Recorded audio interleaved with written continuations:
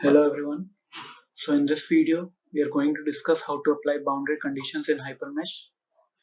To define boundary conditions, we have to define load collector.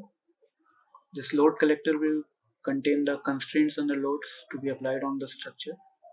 So to define the load collector, we'll go to this white area again and we'll right click, select create, and then we'll select load collector.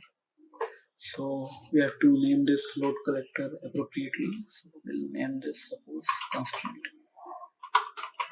Okay, so we'll name this constraint.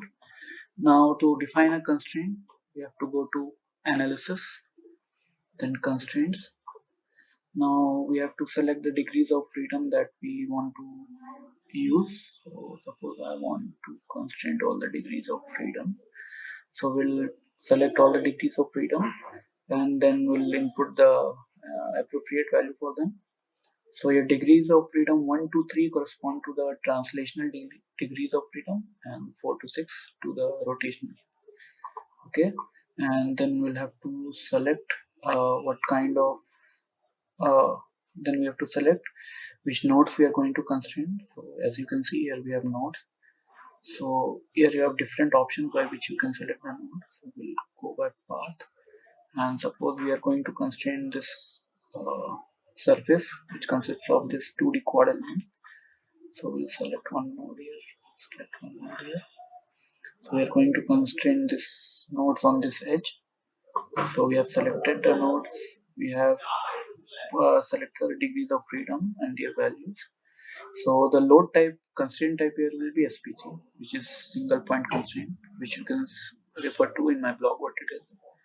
So we'll select create here and this will constrain this. So as you can see, constraint is created. 1, 2, 3, 4, 5, 6, all 6 degrees of freedoms are constrained here. Okay, so suppose now we want to define a load. So we'll create, name this as pressure. So we'll go to pressures. So now to apply pressure on this surface, we'll go to analysis and then pressures, and then we'll select faces here. So we have selected this element face here, surface or whatever you say. It's these elements on which we will apply the pressure. Then we have to select the magnitude.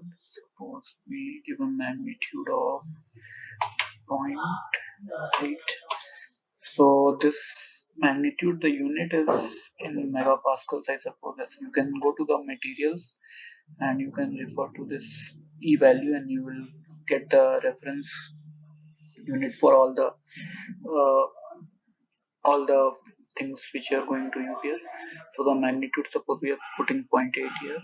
Face angle will let it be 30 degree. The load type will keep it payload 4. You can change it to any other payload 1, payload 2 as you wish, depending on your need. So we have put everything. Now we'll select create. So this creates pressure load on the surface, as you can see. Payload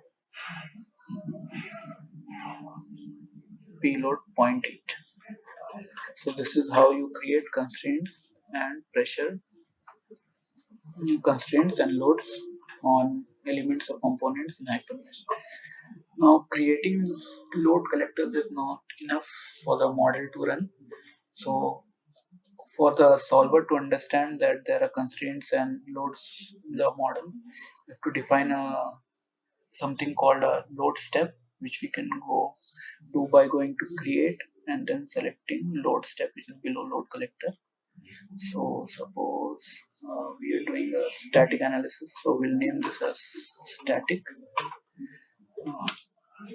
Then we have to select the analysis type here. You can let it be generic or you can specify it like there's non-linear transient, there's non-linear static, there's transient direct modal fatigue analysis.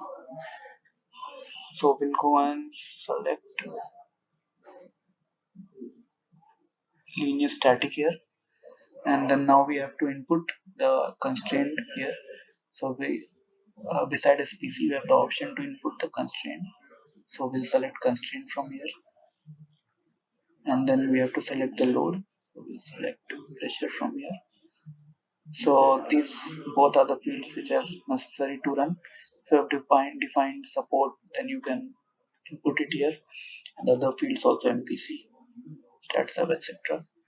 So this is how you define the boundary conditions, the constraints, the loads in a model in Hypermesh. Thank you.